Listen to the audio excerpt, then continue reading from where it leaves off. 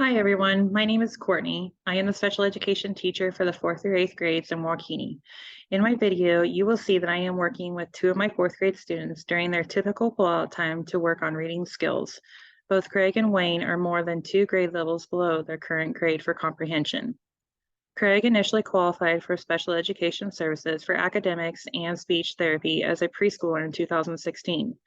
Due to Craig being under 10 years of age, he qualifies under the exceptionality for developmentally delayed as a young learner. Craig thrives off one-on-one and small group settings.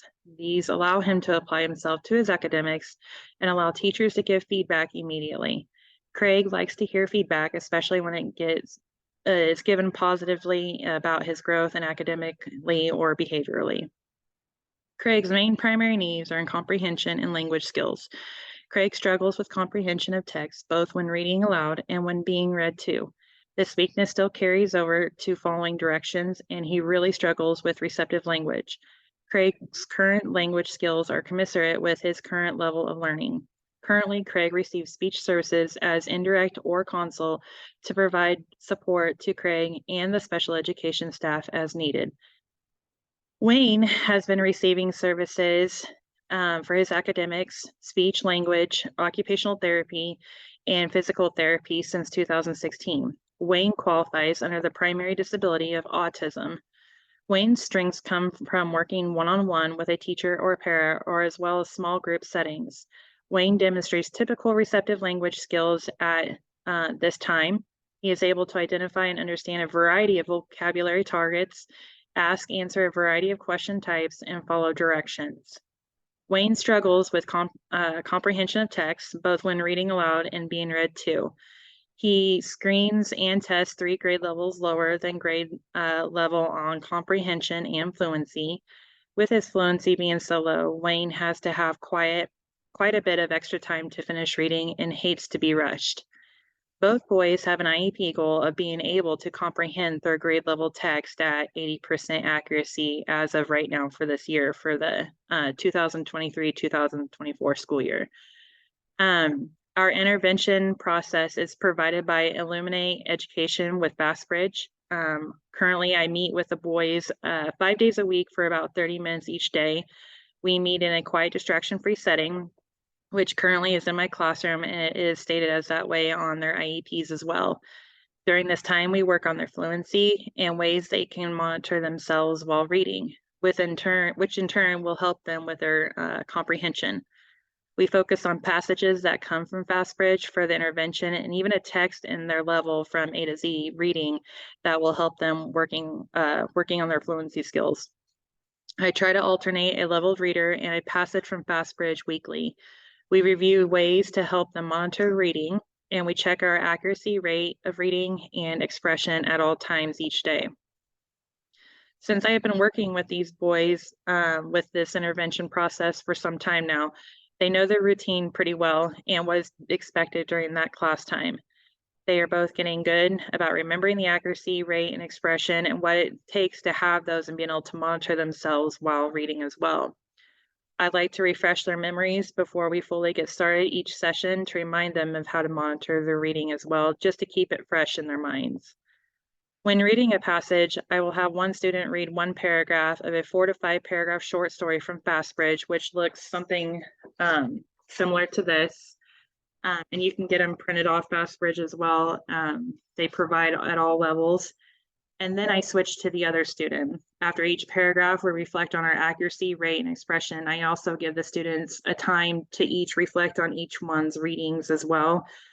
Being able to hear somebody read that paragraph and then themselves read that paragraph, they can see and hear the expression being used and the difference in the accuracy and the rates as well.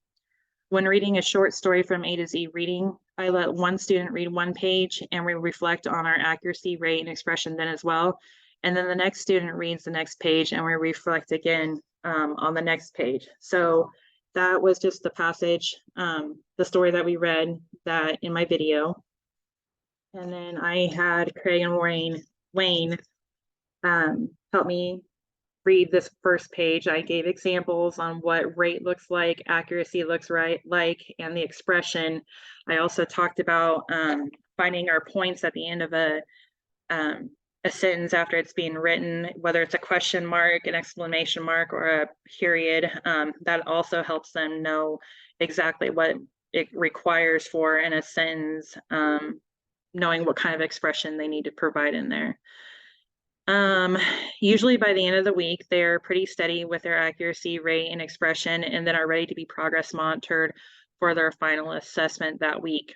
I check fluency and comprehension while I do this, and I keep it on a graph, a bar graph, and keep that on record as well. As time goes on, I see more and more progress with their fluency and comprehension since, like I said, I've been doing this previously. And I'm hoping to move them up levels in fast bridge passages as well as their A to Z reading level books. I can say with these boys that since August, Wayne did not have any confidence with reading, and he's come such a far with big steps. He's again becoming more confident. He's having more accuracy. He's reading more fluent.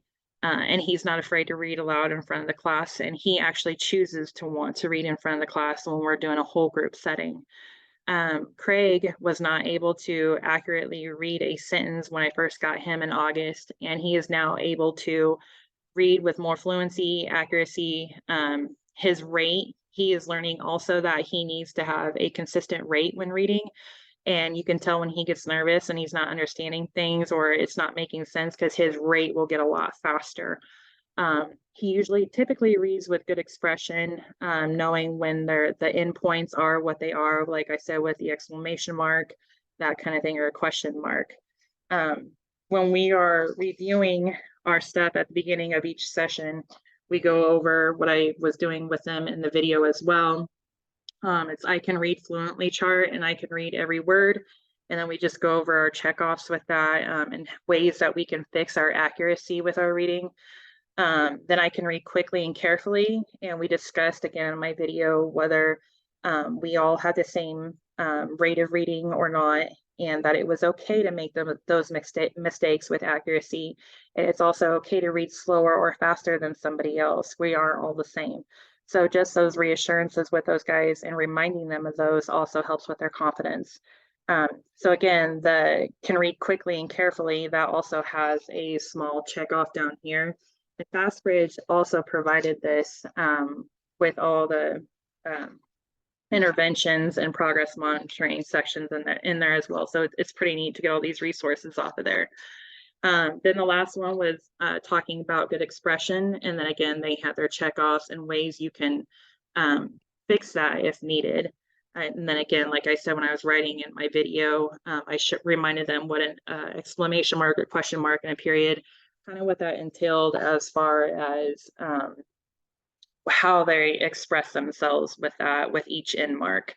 So that was kind of how my typical lessons go for intervention with my fourth grade students, the two that I would normally pull out at that time, Craig and Wayne. And then, like depending on the passages, if they struggled really bad that day or if it's just an off day, it kind of depends on how long the lesson usually is. I don't go over 30 minutes, but if they sail right through it, we get to do something fun at the end. They can choose a book to read to me even, each one of them. So we practice again our rate, our accuracy, our rate, and our expression with our own books as well. So it can go anywhere from usually 20 minutes to 30 minutes on my lesson.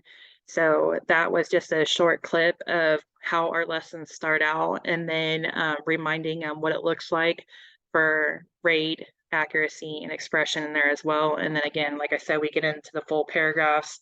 One reads it, and then we work together as a group to fix or correct any mistakes that may have been made, check our expression, that kind of thing. So like I said, again, these two boys, they've made great progress since August. You wouldn't even tell that they had some of the issues they had in August compared to now. All their progress monitoring scores have gone up immensely since August. And they both have had a regular IEP in the fall, and then we've had to turn around and do a re-eval here in the spring. And just to see those scores from what they were doing off of their FastBridge progress monitoring and their screenings even, like I always tell the parents, their small steps count in our world. So even if they went up 2 points or, 5 points, those are still small steps that they didn't have back in August. So for them to be able to do that, shows that our interventions are working, and, Fast Bridge is evidence-based. So it's just neat to see with our students the progress they are making, and that the intervention is working as long as we're staying consistent with our students. So thank you for your time, and I appreciate you reviewing my videos.